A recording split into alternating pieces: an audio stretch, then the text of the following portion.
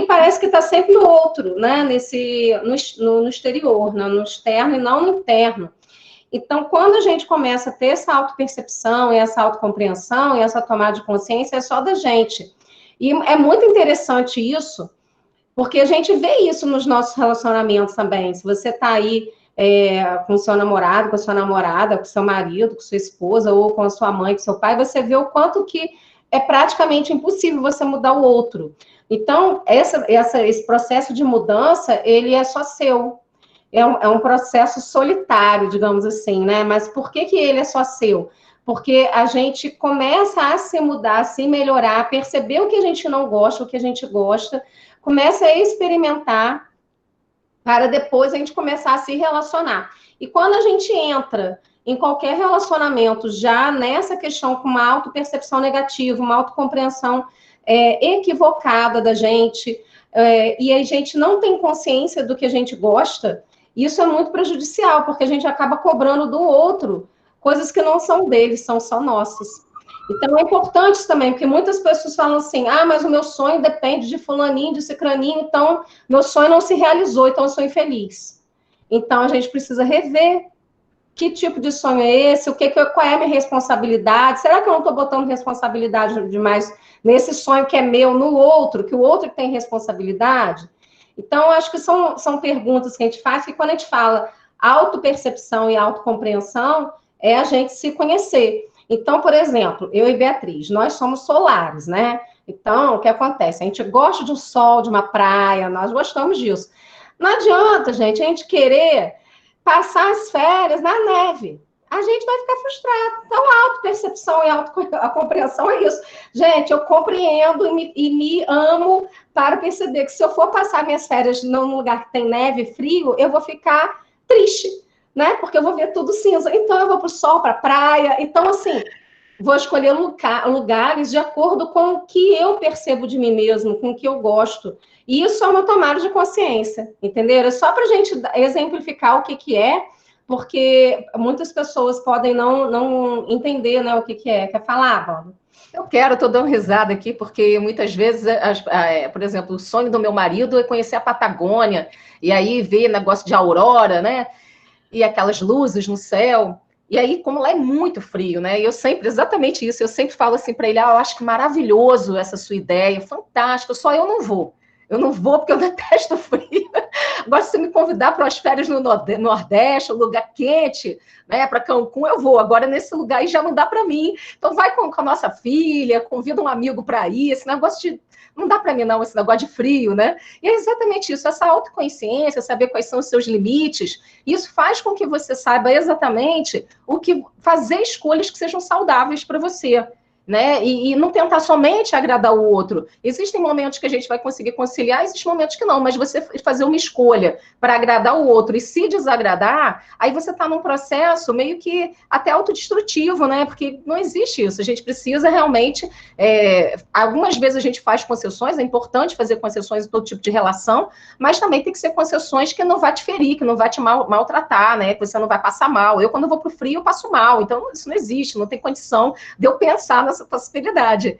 Eu queria aproveitar, já que você falou aí que a gente tem aqui vários cursistas do IFE também, né, no curso de autocuidado, e lá a gente disponibilizou, né, várias meditações, nosso podcast de meditação, e eu quero convidar o pessoal a aproveitar essa oportunidade, porque semana que vem eu decidi fazer a Semana da Meditação pelas redes sociais da Casa de Sete Saberes, totalmente gratuito, todos os dias, 19h30, uma meditação, né? Como um mini curso, porque a gente vai falar um pouco da meditação, e depois, se o pessoal desejar, eu coloco aí as informações, é totalmente de graça no chat. Você coloca no chat. Se puder, eu coloco. Tudo direitinho. Então, exatamente. Uma coisa que é importante, a Daniele Paz, ela é cursista nossa, né? E ela está falando que a pandemia foi um processo muito complexo da minha realidade, porque sempre tive uma carga horária excessiva, sem férias, há muitos anos, e de uma hora para outra senti um bloqueio quando fui afastada desse ritmo acelerado, mas me trouxe uma revisão de vida no que é fundamental. E ela está solicitando também se a gente pode fazer indicações de livros sobre essa temática, até mesmo para compartilhar com quem precisa. Que legal. Então, sim, a gente pode, sim, dentro dessa temática de... Qual a temática que ela quer? Autoestima, autopercepção. Então, olha só, nós temos, eu botei aqui no chat, tá? Botei em alguns pedaços, porque o chat tem um limite de letras, então eu botei no chat aí a programação, tá? Da semana que vem, totalmente de graça, tem aí as nossas redes sociais para vocês poderem participar, porque eu acho que isso ajuda bastante, né? Sempre que eu posso, eu estou fazendo coisas gratuitas que possam ajudar o máximo de pessoas, isso faz bem para o meu ser, a gente compartilha o conhecimento, né? E ajuda as pessoas também, eu acho isso uma coisa muito boa. E temos tido bons resultados com isso. Primeiro, assim, a gente tem aí, que está disponibilizado também lá no curso, um livro em PDF totalmente gratuito de autoestima que eu publiquei. O e-book, né? O e-book. Essa imagem que está aqui na tela de vocês, Autoestima, Qualidade de Vida e Saúde, é do livro da minha tese. É um pouquinho grande, né? Mas tem muita coisa também, que a gente fala de autoconceito, que a gente fala de qualidade de vida, que a gente fala de saúde. É também gratuito, tá? A gente, Bianca também pode disponibilizar para vocês, é totalmente gratuito. E a gente tem alguns e-books que podem contribuir. Mas sempre eu penso que é importante a gente ter prática. Não adianta só a gente ler se a gente não conseguir praticar. Então, eu acho que os exercícios também ajudam bastante, né? Então, ter práticas também. Então, eu vou colocar aqui, a gente já tem aqui algumas práticas que a gente separou. Eu vou falar um pouquinho dos resultados encontrados na minha pesquisa de doutorado. Eu acho que é importante. Eu fiquei muito feliz de fazer essa pesquisa. Eu nunca imaginei que eu ia chegar num resultado tão positivo, assim, né? A gente fez nessa pesquisa, muito brevemente, vou falar, a gente fez nessa pesquisa uma comparação de um estudo estatístico correlacionando a saúde, a qualidade de vida, através de um questionário, com autoestima. E aí a gente percebeu que um dos fatores, né, das subdimensões da qualidade de vida, que é a saúde mental, né, ela tem correlação com a autoestima. E o que a gente descobriu? A gente descobriu que essas dimensões, tanto vitalidade quanto saúde mental, têm essa correlação com a autoestima, e que as subdimensões da saúde mental, felicidade, que a Bianca falou de felicidade, né? Felicidade, tranquilidade e depressão também tem correlação com a autoestima. E o que isso significa? Que um autoconceito positivo ou negativo tem relação com o nível de felicidade, tranquilidade e vitalidade percebidas pelo indivíduo. E que o estado de depressão também está associado à autoestima, impactando ele negativamente. Então, vamos lá. Se uma pessoa que tem baixa autoestima, provavelmente vai ter mais tendência a ter depressão. Porque ela não confia em si mesmo, tem um olhar negativo sobre si mesmo, ou não valoriza as suas próprias qualidades, os seus próprios talentos, né, as suas habilidades. Da mesma forma, uma pessoa mais depressiva tem uma tendência a ter menor autoestima. E o contrário disso, né, esses outros fatores, essas subdimensões que a gente está falando aí também. Nível de felicidade. Quanto mais você tem autoestima, quanto mais você se autovaloriza, mais você tem a sensação de felicidade, de tranquilidade e vitalidade. Então, a autoestima, o modo como você se vê, é essencial. Então, percebe assim, aquele dia que você está melhor com você mesmo, que você está mais de bem com a vida, que você está olhando no espelho e está falando, nossa, está tudo ok hoje, aqui dentro de mim está tudo ok. É o dia que você consegue prestar mais atenção na aula, é o dia que você consegue estudar com mais facilidade, você guarda as informações na sua memória com mais facilidade.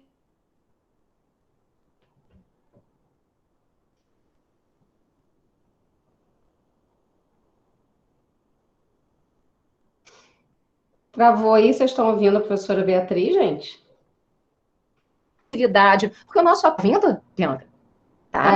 Deu uma travada, mas já travou, agora voltou. Ok. Repete a última frase aí, porque travou, tá? Tá, o que eu disse aqui, vou repetir brevemente, é que o autoconceito, né, positivo, quanto mais você investe em você, mais fácil fica de você ter um aprendizado favorável. Porque o nosso aprendizado, ele é cognitivo-afetivo. Se você lembrar hoje daqueles grandes professores, aqueles grandes mestres que você teve e que te incentivaram a confiar em você, acreditar no seu potencial, né, para você fazer um trabalho, para você fazer uma apresentação lá na frente da sala, o que aconteceu? Você estava empoderado, né, porque alguém confiou em você. Então, você também passou a confiar em você, porque a nossa autoestima ela é relacional. O que o outro diz para a gente impacta a gente. E o que a gente pensa a respeito da gente também impacta a gente. Então, é muito importante que a gente consiga sempre estar melhorando, investindo e aprimorando a nossa autoestima para melhorar a nossa saúde mental, para a gente ser mais feliz, ter mais estado de tranquilidade, se sentir essa vitalidade, se sentir vivo, sentir com vontade de fazer as coisas. Então, isso também é muito importante. Então, como a nossa aprendizagem ela é afetiva, cognitiva, né? A gente está aqui dentro do IFE, então acho que isso é uma coisa importante da gente estar falando. Eu preciso entender que, assim como quando eu sou colocado para cima, quando eu recebo um incentivo e eu me aproprio desse incentivo e me empodero dele, eu consigo ter um melhor resultado, da mesma forma, quando alguém me coloca para baixo, quando eu tenho um professor que por algum motivo, naquele dia, fez algum comentário infeliz, ou eu me sinto que eu não sou capaz de aprender naquela disciplina, eu tenho uma dificuldade maior na minha aprendizagem, na minha memória, né? E às vezes a gente associa. Gente, eu lembro de um professor, a Bianca vai lembrar também, que nós tivemos de matemática no ensino médio. Nossa, que era um carrasco. Pode parar de compartilhar a tela para poder a gente ver, o pessoal ver a gente, aí depois a gente volta para a gente falar desse caso, que eu acho que é muito importante isso que a gente está falando, né? Da gente ter esse olhar cuidadoso da questão da afetividade com a aprendizagem, né? E o quanto isso também faz com que a gente construa um diálogo interno mais positivo. Porque muitas vezes o nosso diálogo interno, quando a gente não consegue algo, é assim, não consegui algo. Ai, como eu sou burra, meu Deus, não vou conseguir isso nunca, é muito difícil. E eu vejo também, nós tivemos esse professor que a Beatriz vai falar, né? Mas e alguns outros que a gente vê pelo caminho, que fala assim, olha, a prova hoje tá de lascar, hein? Se você não estudou, já era para ser zero. A gente nem leu a prova, mas a gente já recebeu um comando para o nosso cérebro, que é o seguinte, olha, tá difícil, hein? Não sei se você vai conseguir, não. Aí já gera uma insegurança, coração acelera, e aí, né, começa a ter toda aquela neuroquímica que a gente já falou aqui numa outra live. E aí libera adrenalina, cortisol, começa a ficar, na hora adrenalina, o povo começa a ficar estressado, e aí não faz uma boa prova, não vai bem. Às vezes até estudou, né? Quer falar, Beatriz? Eu quero falar porque aqui a gente está entre professores, futuros professores, né, pessoas relacionadas à educação, e é muito interessante, né? Então, esse professor, ele escrevia um monte de coisas no quadro, equações matemáticas, que ele inventava na hora, né? Você lembra disso? Ele inventava. Aí chegava no final, a gente copiava tudo, a gente, naquela ânsia de querer entender o que ele estava falando, e ninguém entendia o que ele estava dizendo, e ele chegava no final e falava assim, ih, pessoal, acho que não é isso não, e apagava o quadro todo, e a gente ficava assim olhando, e as provas deles eram muito difíceis. Eu lembro que eu sempre fui uma boa estudante, e eu tirava 4, 3, aquilo me deixava numa frustração, e quando a gente percebia, e hoje como docente, né, eu sou professora universitária, eu sempre percebo isso, se 80% da turma tirou uma nota abaixo de 5, a responsabilidade é do professor, não é só da turma, né? Por mais que tenha uma matéria difícil, cabe ao professor também facilitar esse aprendizado junto do aluno. Então, a gente tem a saúde mental desse professor, mas tem a saúde mental também do aluno, que a gente tem que facilitar. Então, no dia da prova, eu levo até pirulito para os meus alunos, né? Eu faço exercício de relaxamento com eles antes, vamos fazer uma meditação. Ó, visualiza que você já tirou 10 em tudo, eu adoro dar 10. Então, imagina aí que você já tirou 10, que você já sabe as respostas, que tudo que você estudou você vai lembrar com facilidade. E eles adoram isso, porque eles pensam, nossa, nunca ninguém falou isso pra gente, que o que a gente estudou vai vir com facilidade na nossa mente, né? Ninguém nunca ajudou a gente a acreditar no que a gente já fez. As pessoas chegam aqui colocando pressão. E eu acho que isso é legal, né? A gente poder ter essa visão diferente. Eu acho que muito disso também que a gente foi passando na vida da gente foi fazendo com que a gente fosse um professor em que a gente quisesse fazer a diferença, quisesse fazer melhor, quisesse fazer... Eu penso sempre nisso, diante de outro ser humano, seja um outro ser humano, independente de qual é a titulação que você tenha, porque isso não é importante, né? Titulação a gente estudou porque foi necessário estudar, porque a gente tinha uma proposta, a gente tem um propósito na vida, mas a gente tem que ser um ser humano, tem que ter humildade, e isso eu acho que é muito importante, né? Então, vamos falar, Bianca, das propostas? Vamos dar umas dicas aí para a galera. Vamos dar umas dicas que eu acho que são importantes, essas dicas. Deixa eu só ajeitar aqui direitinho, para poder eu enxergar também. Então, vamos lá. Primeiro, 4 pilares que a gente pode trabalhar, tá? Então, primeiro, autoaceitação, é você se aceitar enquanto pessoa, porque ninguém vai poder te aceitar por você, você precisa aceitar quem você é, como você está nesse momento, e esse processo de aceitação é um processo também de reconhecimento daquilo que você gosta mais em você, daquilo que você gostaria de mudar, para que você possa fazer planos para essa construção dessa mudança. Mas eu preciso aceitar quem eu sou agora, porque agora eu estou viva, eu estou respirando e eu sou assim. Eu não mudei ainda. E a gente tem sempre essa proposta de autoaprimoração. Mas eu preciso aceitar quem eu sou agora, senão eu vou ficar sempre infeliz. Né? E eu não estou falando só de coisa material, não. Estou falando de mim. Ah, mas aí eu sou uma pessoa que às vezes eu sinto raiva. Tudo bem. Tudo bem. Às vezes eu fico triste. Tudo bem. Faz parte da vida, tudo bem. Aceitar isso e buscar essa autocompreensão. Como é que eu posso fazer da próxima vez que eu sentir raiva? O que, que eu posso aprender com essa emoção? Isso faz parte, né? E tudo bem, gente. Eu acho que isso que é legal, a gente saber que tudo bem. Não para de ficar buscando uma perfeição que colocaram na sociedade, infelizmente, até no mundo corporativo, do trabalho, que você não pode sentir raiva, você não pode sentir medo, você não pode demonstrar tristeza, porque isso é sinal de fraqueza.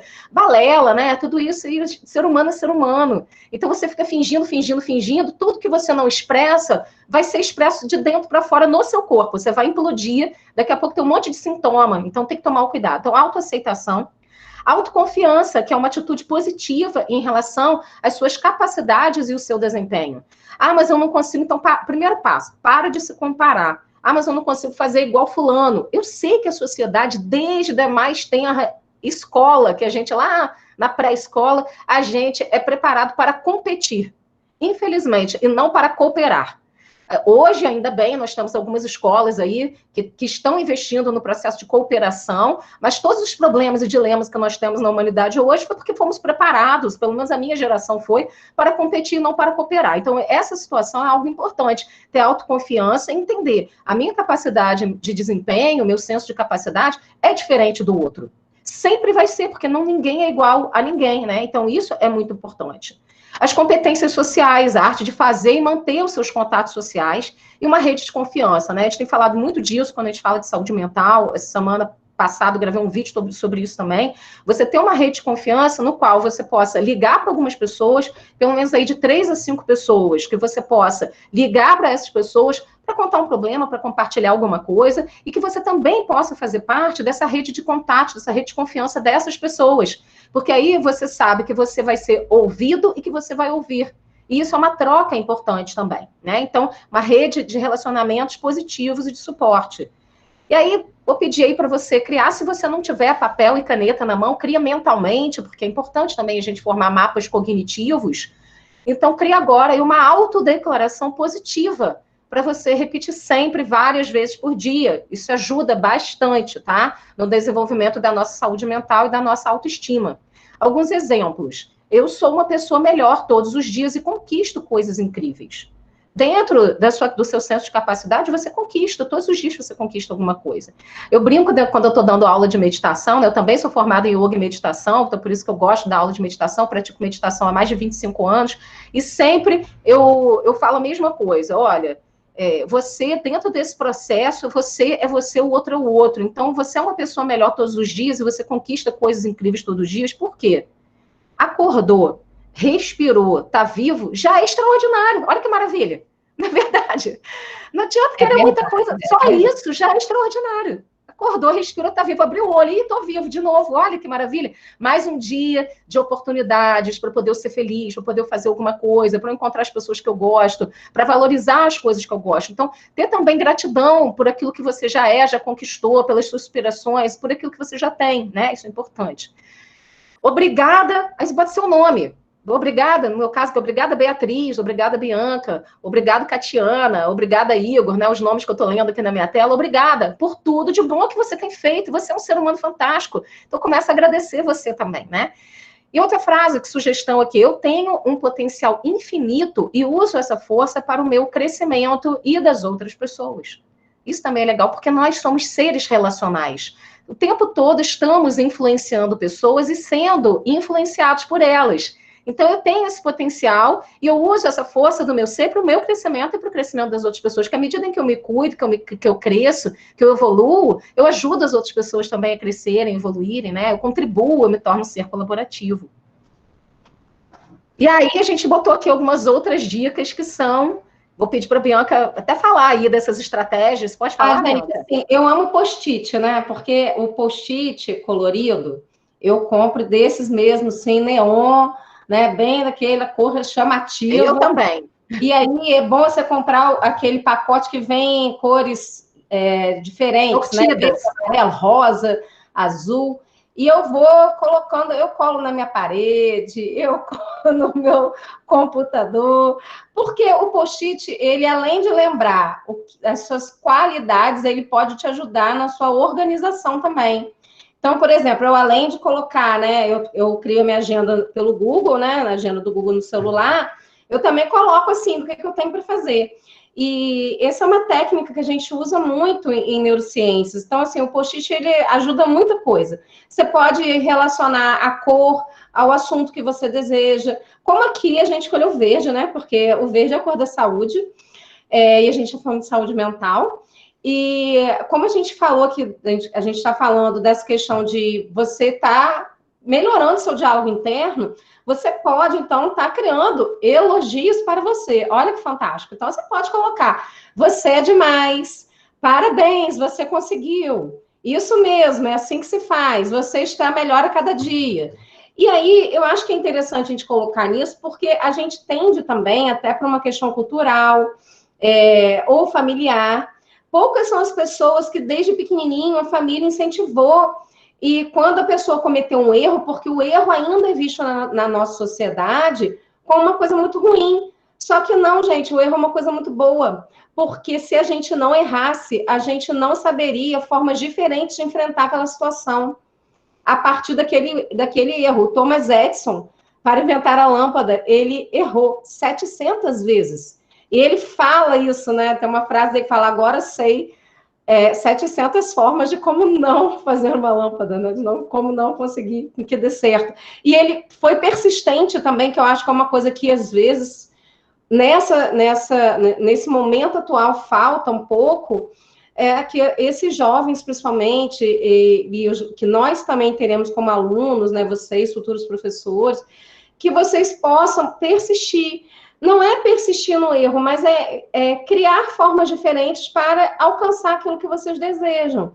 Então, quando a gente persiste, a gente cria novas formas. Espera aí, esse caminho aqui não deu certo, qual o outro caminho que eu posso fazer? Porque senão foi o que a Beatriz falou logo no início, a flexibilidade cognitiva.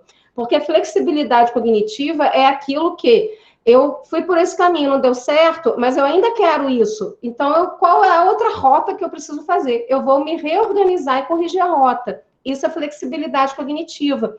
Mas, para isso, eu preciso perceber quais são os erros e o que eu aprendi com eles. Então, o erro, ele faz parte do processo de aprendizagem. Tá? Então, eu sempre gosto de dar o exemplo da bicicleta, né? Eu ando de bicicleta, eu ando de patins, adoro, né, os dois. Então, assim, para andar de bicicleta, para andar de patins, eu caí muitas vezes. Então, assim, cada erro cada caída foi um erro, né? A gente pode contar assim. Mas eu não teria aprendido a andar bem de patins e de bicicleta se eu não tivesse caído várias vezes. Então, isso faz parte do processo. E também nos fortalece. Então, investir em si e nas suas forças. Quais são as suas forças? No que você é mais forte hoje? E no que você é mais forte hoje, você pode ter certeza, se você olhar para trás, você vai perceber assim, nossa, mas eu passei por essa situação que me deixaram mais forte, porque eu já passei, agora eu já sei qual é a resposta, ou como eu devo enfrentar, ou diferentes maneiras de enfrentar essa situação. E aí, foco no que você quer, tá? Porque tudo que você foca se expande. Então, o mesmo tempo e a mesma energia que você gasta, que você despende para você focar no negativo, é o mesmo tempo e a mesma energia que você despende para focar no positivo. Então, é uma questão de escolha. E, às vezes, a gente pega muita gente reclamando, gente. E se a gente não tomar cuidado, daqui a pouco a gente está falando, tendo esse mesmo discurso interno. Então, assim, o que a gente precisa fazer, né? A gente precisa buscar expandir aquilo que a gente está focando. Então, para que eu possa fazer isso, eu preciso perceber, eu estou focando em quê? Eu estou focando nos problemas? Eu estou focando nas soluções? eu estou focando no outro, né? Em agradar o outro. Claro que não há problema nenhum em agradar o outro, eu adoro agradar a todos, mas também preciso me agradar, porque senão você vai se abandonando. E o que a gente percebe, até no curso de autocuidado e com as pessoas que a gente conversa, com os alunos e tal, é o seguinte, gente, tem muita gente se abandonando. E aí, quando você se abandona, até no relacionamento ou no seu trabalho, você vai ficando invisível. E aí, daqui a pouco, perguntam, cadê fulaninho? E fulaninho não existe mais. Porque ele foi agradando tanto todo mundo, que esqueceu dele mesmo. Então, a gente fala que é uma desconfiguração da personalidade, né? E esses pensamentos disruptivos de agradar o outro e não agradar a si mesmo, fazem com que você fique infeliz. Então, essa questão da felicidade, que é o que a Beatriz fala de saúde mental, autoestima e qualidade de vida, tem a ver com essas pílulas de felicidade que a gente pode se dar todo dia. Então, hoje, o que eu posso fazer por mim hoje que só depende de mim? Então, aí tem a ver com autoaceitação, autocompreensão e autorregulação. Não estou feliz? Vamos embora mudar a rota, bora autorregular. Bota um som alto aí, vai dançar. Faz alguma coisa por você hoje. Quer falar, Beatriz?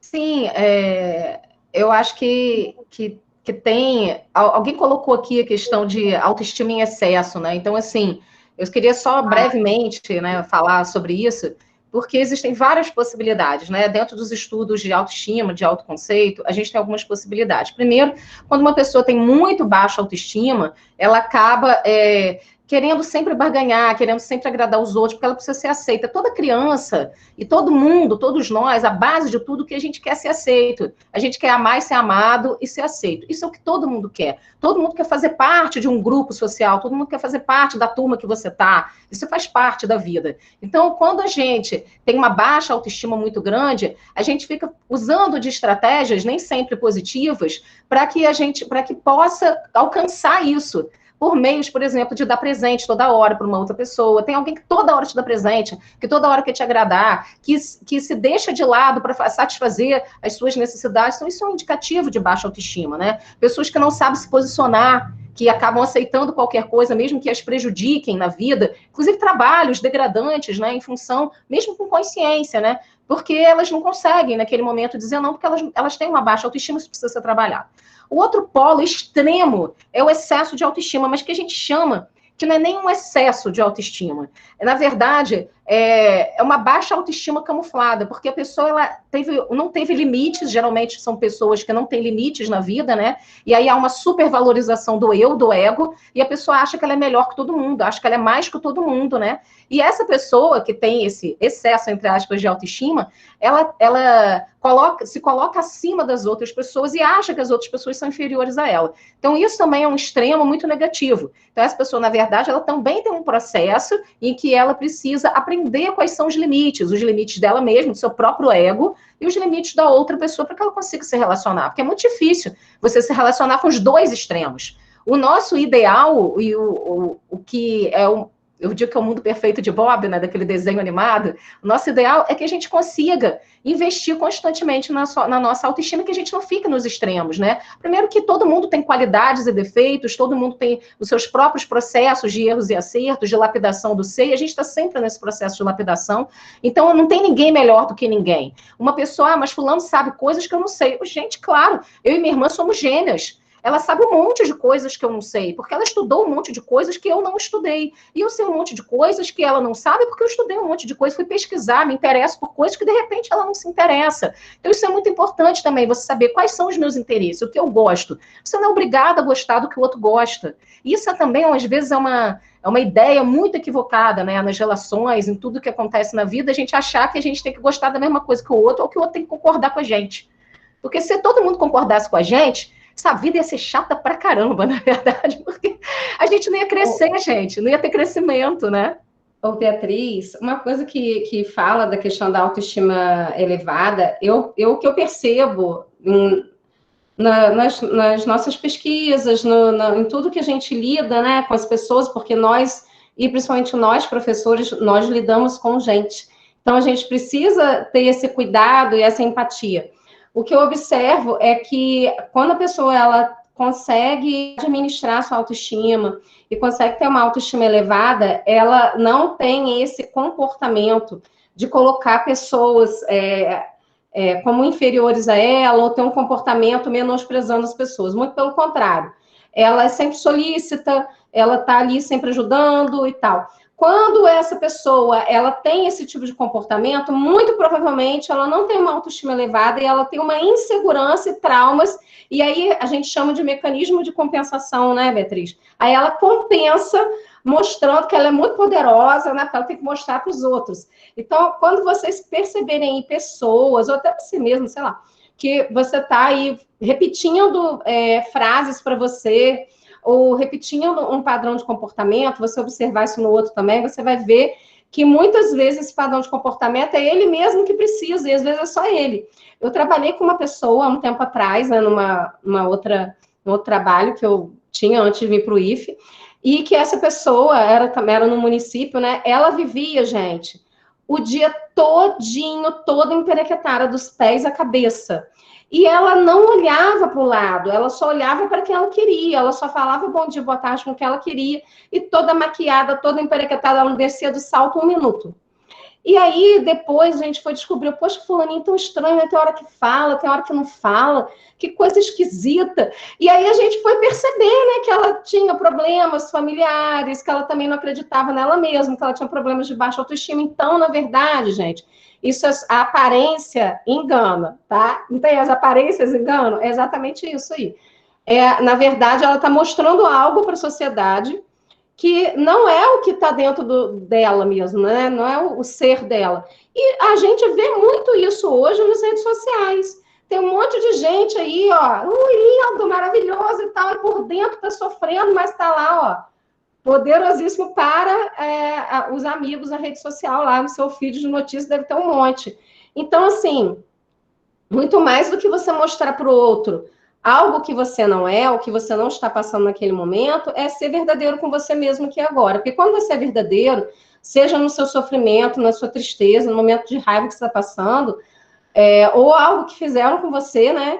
Você tem a possibilidade até de ter ajudado e de compreender melhor aquilo e passar por aquilo de uma forma com que você aprenda e tenha recursos internos para que você responda de formas diferentes de uma próxima vez. Né? Numa próxima vez que acontecer aquilo, sim, pode falar. Uma das coisas que você falou aí, que a gente estava falando aí do excesso, né, entre aspas, da autoestima, e você falou da autoestima elevada, a autoestima elevada é uma coisa boa.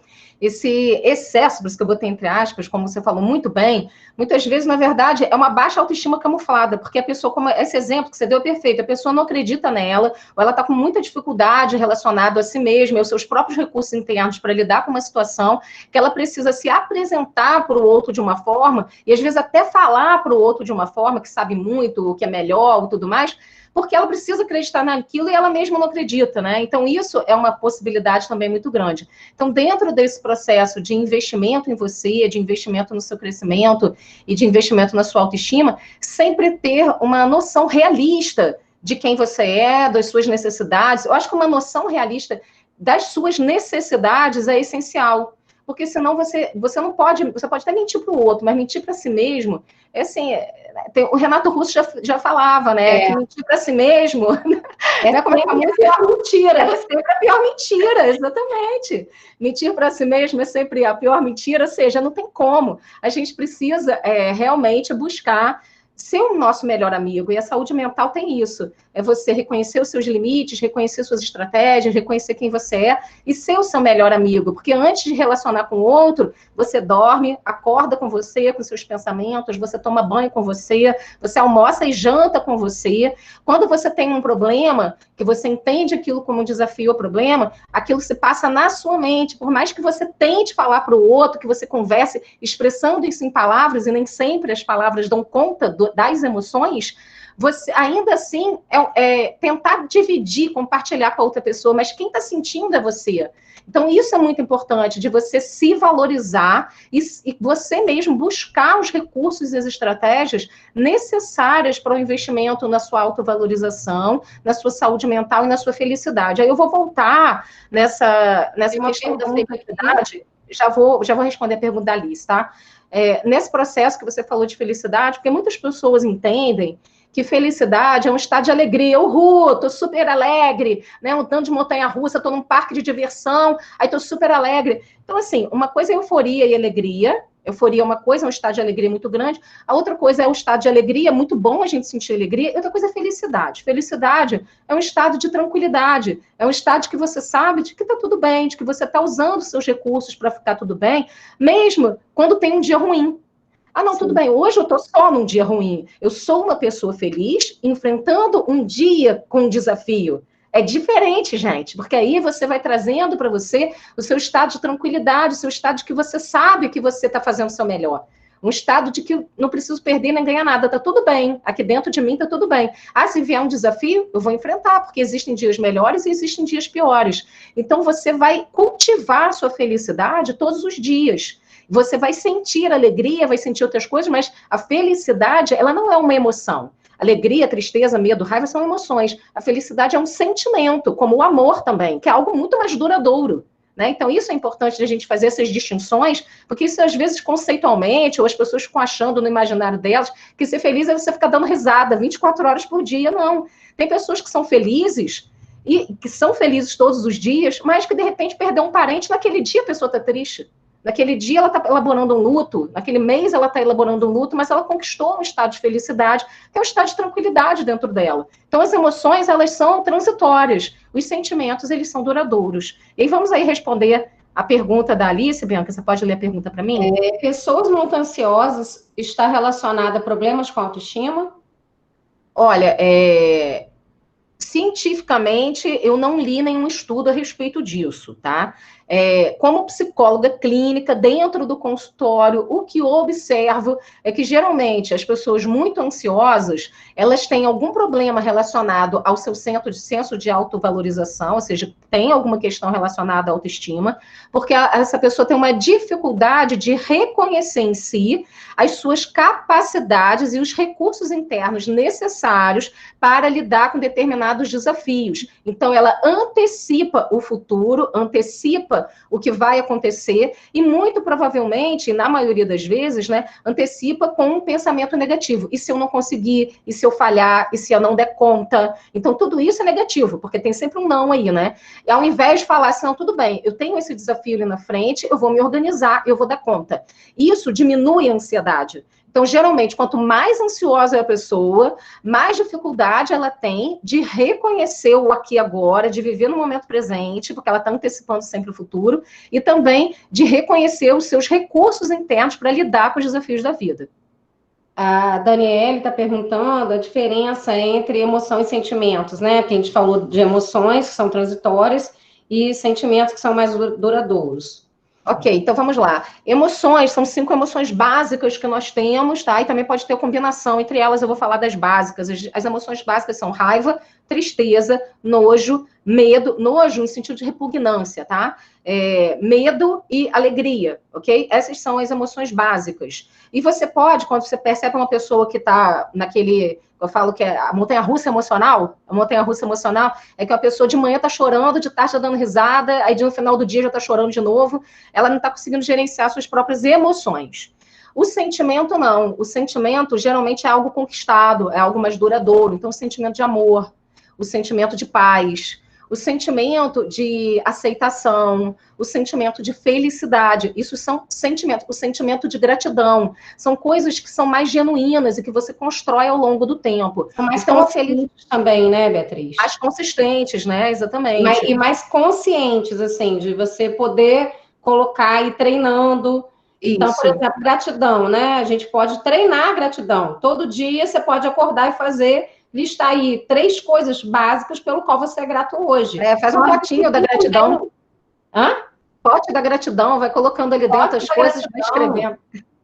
Exatamente. Beatriz tem aí o e-book 21 Dias de Gratidão também, que tem vários.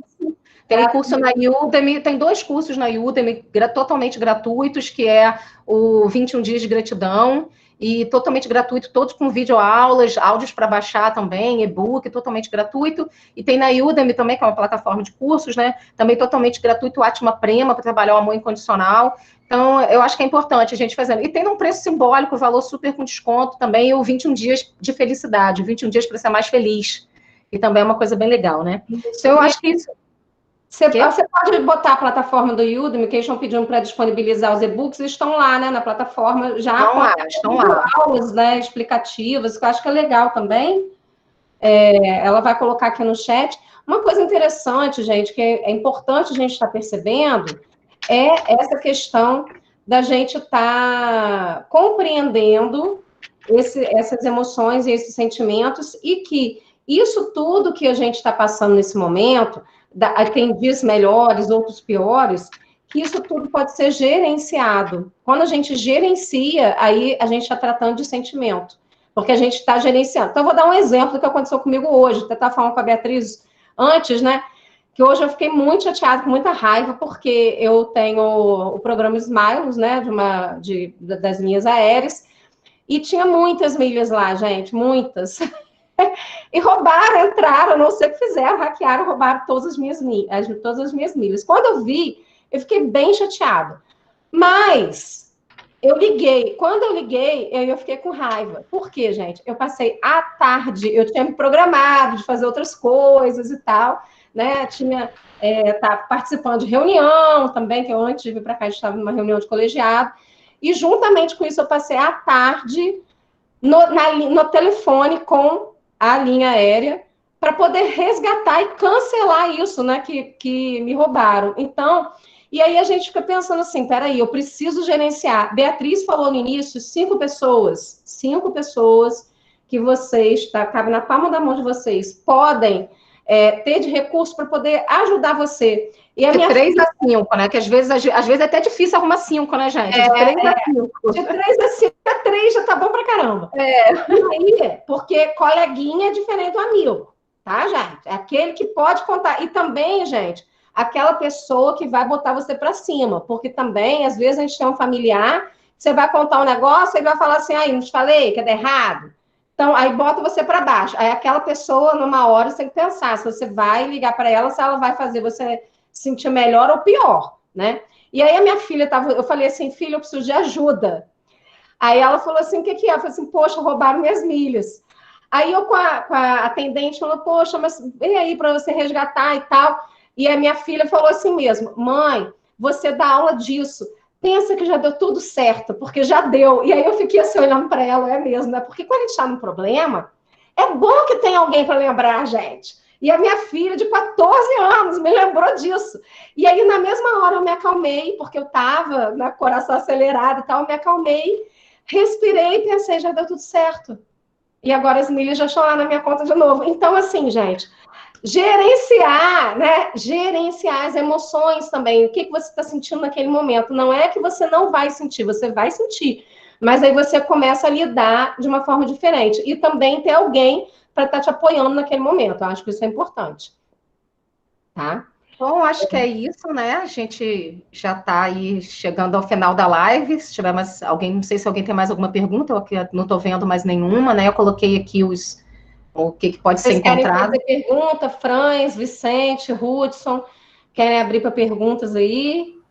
Bom, professoras, foi excelente, né? Primeiramente, foi excelente a fala de vocês, como sempre, muito pertinente. E assim, a mim, pelo menos pessoalmente, isso ajuda, você não tem ideia, né? Eu sou uma pessoa, vou até me abrir um pouco aqui, já que vocês também são psicólogas e tal, eu sou uma pessoa extremamente ansiosa.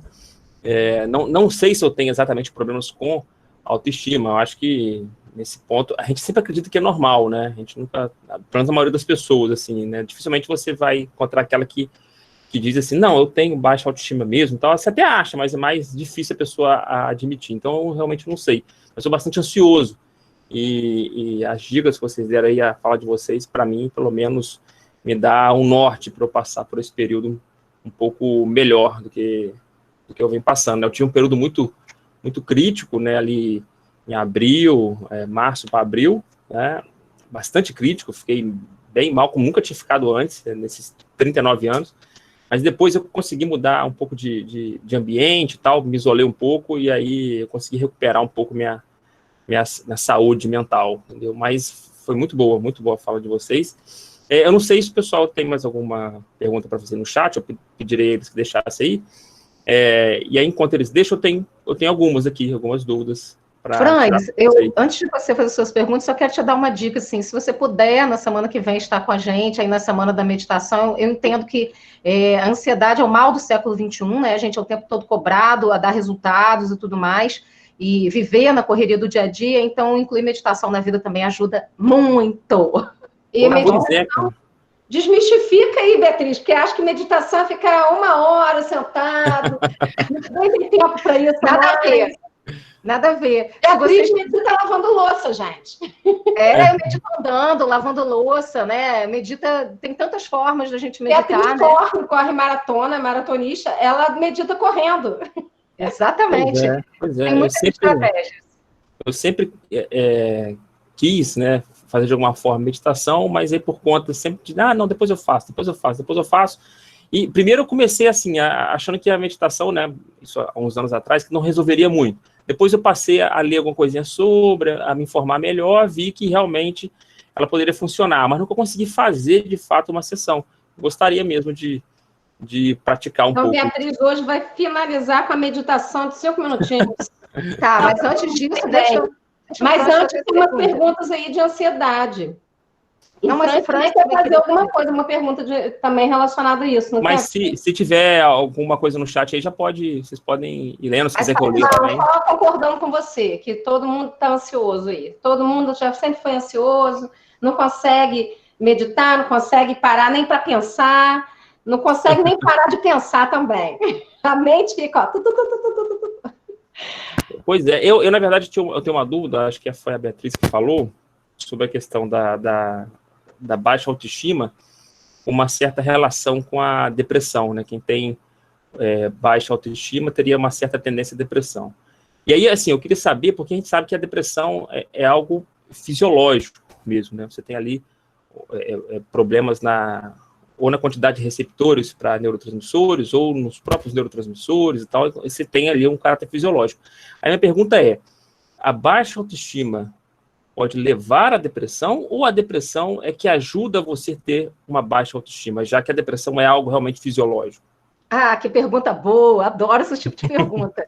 Então, Tostines vende mais porque é mais fresquinho, ou mais fresquinho porque vende mais? Então, assim, as duas coisas, Franz. As duas coisas, tá? Primeiro porque, olha só, a gente sabe, hoje, dentro das neurociências, né, inclusive tem um livro maravilhoso de 2017, que é A Ciência da Meditação, que é falando da neurociência relacionada à meditação com o corpo, como você transformar o corpo, a mente e os pensamentos, as emoções através da meditação. Fala muito sobre isso também. Então, quando a gente tem essa integração corpo, emoções, mente e a nossa alma, nosso ser ciente, a nossa consciência, como você quiser denominar. O que acontece é que a ciência moderna, até uma determinada etapa, hoje isso tudo já foi muito desmistificado, né? Ela colocou isso tudo como separado. Então, quando você fica doente, ou quando você tem uma doença, tratava-se do corpo de uma forma hospitalocêntrica, né, medicamentosa, olhando a medicina somente através daquele corpo que está adoecido. Hoje a gente já sabe que uma emoção adoece o corpo, então muitas vezes uma pessoa vai parar no hospital com pressão alta porque ela teve um aborrecimento, muitas vezes a pessoa tem uma piora de um quadro de diabetes em função de um quadro emocional, por exemplo, tá? Então isso hoje já é muito trabalhado, até mesmo dentro da estratégia de saúde da família, juntando a saúde mental com a estratégia de saúde da família, e aí a gente vai observando que hoje, dentro de pesquisa, aí existem várias pesquisas científicas sobre isso, e eu acho que isso é muito legal. Quando a gente encontra, na minha pesquisa de doutorado, eu encontrei, assim, milhares de artigos falando sobre isso, e isso também validou a minha pesquisa, eu acho que isso é muito importante, que quando você tem uma baixa autoestima, você libera e você fala coisas negativas para você, porque dentro da psicologia, a depressão, ela tem o que a gente chama de tríade cognitiva da depressão, que é uma teoria do Aaron Beck. Então, o que é a tríade cognitiva da depressão? Uma pessoa que ela não compreende bem os seus recursos internos, então ela se acha menos do que o que ela olha para ela mesma de uma forma negativa, ela olha para o mundo de uma forma negativa, então as pessoas estão sempre fazendo alguma coisa de ruim com ela, tem sempre uma visão negativa a respeito do mundo, e ela tem uma visão negativa a respeito do futuro. O futuro é desastroso, o futuro é uma coisa ruim. Então, essa tríade cognitiva da depressão, ela alimenta o processo depressivo. Quanto mais uma pessoa tem pensamentos negativos a seu próprio respeito, a respeito do mundo, a respeito dos outros, né, e do futuro, mais ela vai entrar dentro desse processo depressivo, porque o pensamento é o alimento da mente. Então, como o pensamento é o alimento da mente, quanto mais negativo você pensa, mais a sua mente, ela muda a química dela, e isso já foi comprovado cientificamente, a mente muda a química para se adequar àquele pensamento. É como se a sua mente dissesse sempre sim para você. A gente diz, né, dentro da programação neurolinguística, que a mente ela não entende um não. Então, ela faz assim, você fala para você mesmo, isso não vai dar certo. E a mente fala, tá, sim, não vai dar certo. Mas isso daqui, o futuro é desastroso, o mundo vai acabar, tudo vai dar errado. A mente, sim, ok, é isso mesmo. Você acredita nisso, é isso que vai ser. E aí você fala assim para sua mente, olha, eu acredito que eu tenho potencial para poder fazer isso dar certo. E sua mente fala, opa, sim, é isso mesmo. Então, a sua mente sempre vai dizendo sim para você. O pensamento é o alimento da mente. Então, o pensamento, ele é capaz, a maneira com que o sujeito pensa e lida com a realidade, porque a gente lida com a realidade através das nossas crenças, que geram nossos pensamentos, que geram emoções, que geram ações. Então, tudo surge na mente. A nossa mente é o que delineia a nossa realidade. Então, diante disso, quando a mente, a pessoa vai, ou porque foi criada dessa maneira, ou porque está dentro de uma cultura, ela vai pensando negativa, ela vai se embotando, e aí isso vai mexendo nos neurotransmissores, na neuroquímica, no hormônio, nos neurohormônios também, no sistema endócrino. Então, hoje, por exemplo, os médicos, eles já têm várias pesquisas, eu conheço vários médicos que têm pesquisas publicadas sobre isso, que os problemas da tireoide, por exemplo, estão relacionados a problemas emocionais, como tristeza, como depressão e tudo mais. Então, a gente sabe que o nosso corpo, integrado com a nossa mente, ele consegue produzir uma química. E é por isso que, quando você dá risada vendo uma comédia, eu só assisto comédia. Quando meu marido fala, vamos ver um filme? Vamos, uma comédia. É isso que eu vou ver. Mas por quê? Porque eu quero botar uma química boa no meu cérebro. Então, é isso que a comédia faz. Quando você dá um monte de risada, você produz neurotransmissores, você produz endorfina, dopamina. Ocitocina, exatamente. Quando você abraça uma pessoa, né, ocitocina, o hormônio do amor, então você vai lá, abraça uma pessoa, você libera ocitocina. Quando você faz uma atividade física, você libera noradrenalina, você libera serotonina no seu corpo, né? Então, a corrida, por exemplo. Então, a gente tem uma série de fatores que estão interrelacionados. Alimentação, sono, atividade física, os pensamentos, a gestão emocional, as emoções. Então, isso é perfeito. O nosso corpo é tão perfeito que isso tudo é possível. E aí, claro, você pega, já tive isso também, pacientes que a gente percebe isso muito claramente, que em função de uma química baixa, por exemplo, uma baixa de lítio, né? Essa pessoa está com aquela baixa daquela dopamina, de serotonina no organismo, então, muito provavelmente, também vai ter emoções negativas. Então, por isso que eu disse que... Baixa de lítio e baixa de zinco também causam isso, né? Exatamente, causam depressão, causam até transtornos psicóticos. Então, a gente também tem que entender que a química cerebral afeta as nossas emoções e afeta o nosso corpo, e o nosso corpo e as nossas emoções afetam a nossa química cerebral. A neurociência hoje já comprova isso, e nós não podemos mais separar o ser humano, porque tudo o que a gente desaprendeu, porque eu entendo isso, porque quando alguns cientistas falam isso também, porque a ciência ela é muito positiva, mas às vezes ela coloca determinados paradigmas de olhar um recorte do ser humano e coloca aquilo como uma verdade, vamos embora só olhar esse recorte do ser humano. E hoje a sociedade e a ciência já está comprovando que esse ser humano não é um recorte, ele é um ser inteiro e eu preciso olhar ele de uma forma inteira. Responde a sua pergunta? Com certeza, respondeu muito bem respondido. Eu até fiz essa pergunta também porque você vê como é que as áreas são importantes, né? A complementação das áreas são importantes. Eu dou aula de fisiologia para o curso de licenciatura em ciências. A gente tem aqui o professor Rodrigo Marcel, que também dá aula de fisiologia para educação física, e eu acredito assim, não sei do Rodrigo, mas pelo que eu conheço ele, a gente segue mais ou menos a mesma linha, né? A gente dá biologia, A gente parte ali, né, do aspecto, como você falou, Beatriz, do aspecto químico para o que esse aspecto químico causa na fisiologia do organismo, e não ao contrário, né, não, por exemplo, o que a mente pode causar nesse aspecto químico. Nós, da biologia, da fisiologia, partimos, e às vezes a gente acaba esquecendo desses aspectos, até cito alguns durante minhas aulas, mas a gente, às vezes, não se atenta para a importância que tem, assim, de uma outra área, de você entender uma outra área para poder entender também essa parte da mente, o quanto que essa parte da mente ela é importante também para a nossa fisiologia. Né? Sim, e Franz, uma coisa que eu observo também, que a gente fala muito, que tem os fatores, nós somos seres sociais, então existem os fatores endógenos e exógenos, né?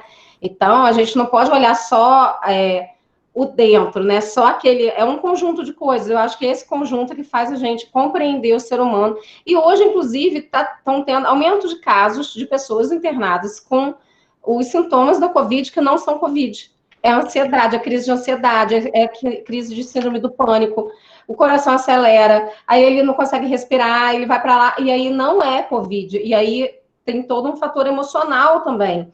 Então, é importante a gente estar olhando o todo, né? Eu penso nisso. O Lennon, ele fez uma pergunta, desculpa, eu deixei passar, como saber lidar e fortalecer pessoas que estão passando por situações de muita tristeza, como a perda de um familiar, mesmo não tendo nenhuma formação na área de psicologia. Vocês acham que só sermos ouvintes compreensivos já é uma grande ajuda para essas pessoas? Como ajudar essas pessoas a enxergar a felicidade da vida novamente? Às vezes precisa de uma ajuda de um profissional, né, Beatriz? Porque o luto tem fases. E às vezes a pessoa fica presa numa determinada fase. Beatriz quer falar sobre isso? Eu penso que toda ajuda é bem-vinda nesse momento, né? A pessoa precisa se sentir acolhida, sentir a sua dor acolhida, porque nada é mais genuíno do que a dor de uma perda de um ente querido, né?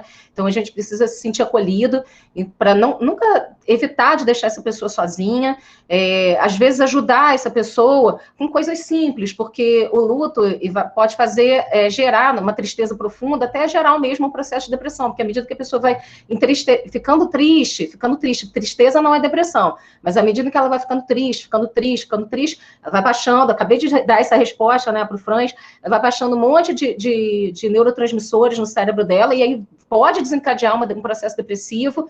Então, às vezes, é necessário, sim, ter uma ação medicamentosa com o psiquiatra, um tratamento, mas a psicoterapia ajuda bastante, e uma rede de apoio também ajuda bastante. Uma das coisas que eu tenho trabalhado, né, eu fiz um curso de formação pela Fiocruz para trabalhar com esse momento de Covid, na saúde mental, e uma das coisas que a gente tem trabalhado também é essa rede de apoio.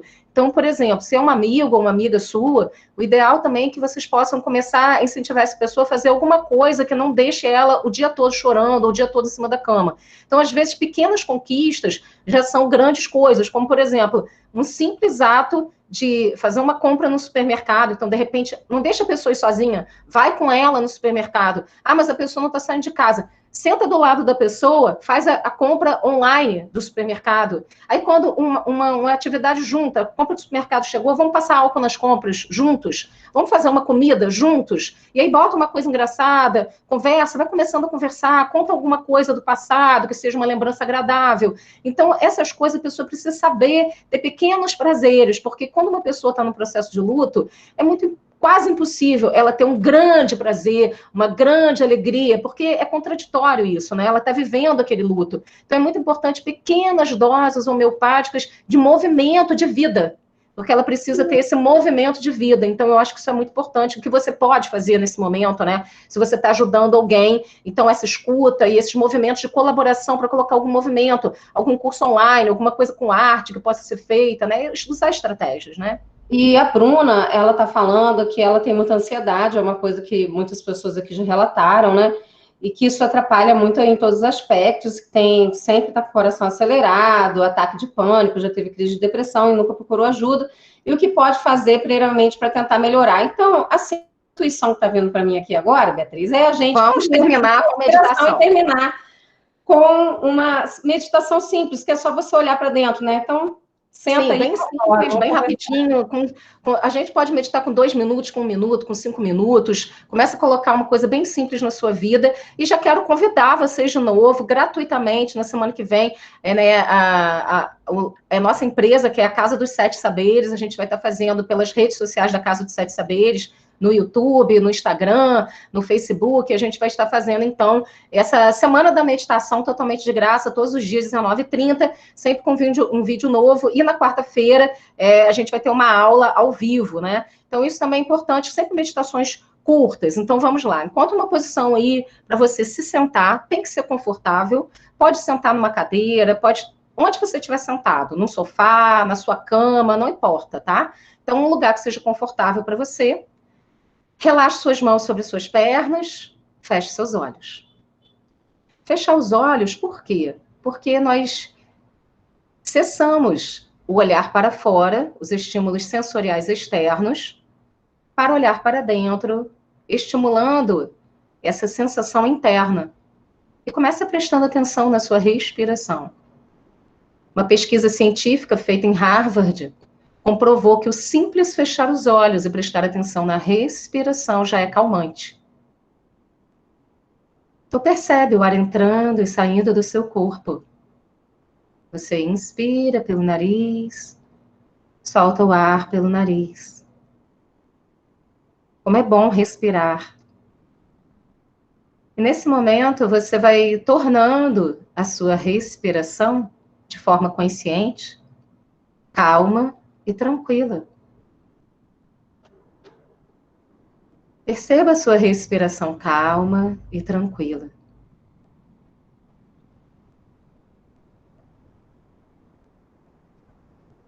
A respiração calma e tranquila. Enquanto você respira e toma consciência da sua respiração, vai percebendo que enquanto você respira, o seu corpo se movimenta levemente, principalmente a região abdominal. Porque quando você inspira, o seu diafragma se dilata e empurra a sua barriga para frente. E quando você expira, o diafragma se recolhe e a sua barriga se recolhe. É totalmente fisiológico. Perceba o movimento do seu abdômen enquanto você respira.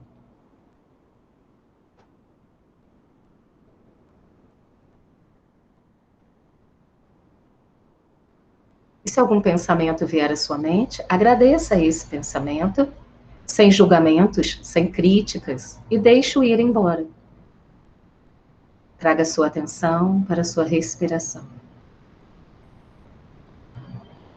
Perceba uma respiração calma, tranquila. Enquanto você respira, o seu corpo relaxa. Perceba que você pode dar um comando mental de relaxamento para os seus ombros, tirando qualquer tipo de tensão dos seus trapézios.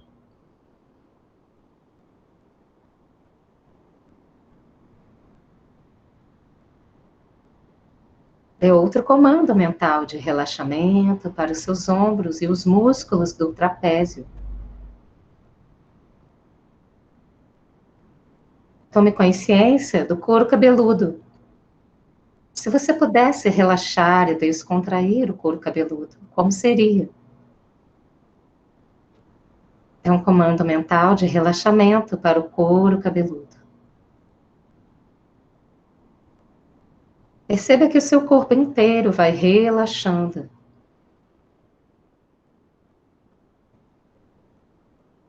Perceba se existem áreas de tensão no seu corpo e dê um comando mental de relaxamento, de descontração. É como se você pudesse simplesmente desligar, destravar, relaxar.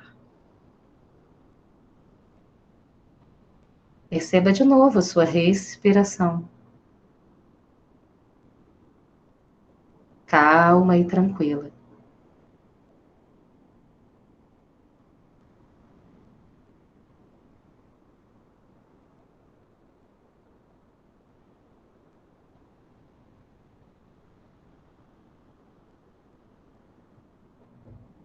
Inspire profundamente Solte o ar devagar pela boca. Esvazie você. Mais uma vez, uma respiração profunda. Solte o ar devagar pela boca, esvaziando as tensões, as preocupações. Uma última vez, inspire profundamente. Solte o ar pela boca, esvazie. Torne a sua respiração normal, natural pelas narinas.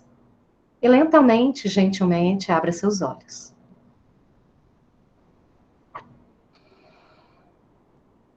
Bom, gente, Gratidão. Daniela, Gratidão pela oportunidade. Gratidão pela oportunidade, exatamente. Que voz calminha. E eu que agradeço vocês. Eu demorei um tempo para voltar aqui. Eu tenho síndrome, aquela síndrome das pernas inquietas. Minha perna fica o tempo todo batendo. Assim, minha esposa chega a ficar com raiva de mim quando ela senta no meu lado, porque eu não paro. A minha perna fica batendo o tempo inteiro, né? Eu acho que foram os minutos mais tempo eu fiquei com a perna sem bater. Eu acho que vou ter que fazer meditação. Eu acho que é uma coisa que eu tenho que bom, gente. Eu não ouvi isso. Franz, vem com a gente, Franz. A gente tem um podcast de meditação online, gratuito. Eu adoro dar aula de meditação e isso me dá um grande prazer em contribuir para esses momentos, e a gente vai descobrindo que o nosso corpo é uma máquina maravilhosa que pode fazer coisas incríveis. Com certeza. Tá no Spotify esse podcast? Tá no Spotify. É só você buscar lá, meditação online. Ah, beleza. Vou deixar. Tá Com bom? certeza eu vou seguir lá. Meninas, muito obrigado. Queria agradecer mais uma vez a participação de vocês. Como sempre, riquíssima. Tá? Acrescenta bastante aqui no nosso conhecimento, na nossa vida como um todo, tá? Queria agradecer mais uma vez o Hudson aí, pela parceria aí do Centro Acadêmico, aos alunos presentes, professores, ao pessoal da multimídia, lá do Campo Centro, tá? Pelo apoio técnico aí. Hudson, quer dar alguma palavra?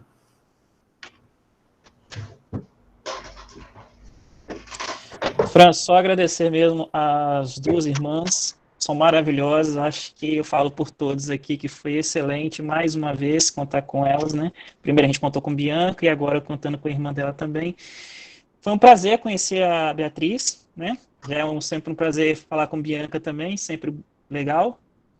E agradecer a todos que participaram hoje também dessa nossa palestra mais uma vez. E anunciar para a semana que vem que a gente vai ter em clima de festa, porque vai ser comemoração de 1 ano da nossa posse do Centro Acadêmico. Então, a gente não está definido ainda a palestra, mas até o final de semana a gente divulga. Valeu, obrigada pela oportunidade. Meninas, muito obrigado mais uma vez. Boa noite para vocês. Espero estar com vocês em outras oportunidades. Beatriz, pode deixar que eu vou começar a meditar a partir de hoje. Conte comigo. Um prazer. Tá, gente, fiquem com Deus aí. Até a próxima. Fiquem bem, se cuidem. Obrigada. Próxima, tchau, boa muito noite, obrigada. Tchau. Boa noite.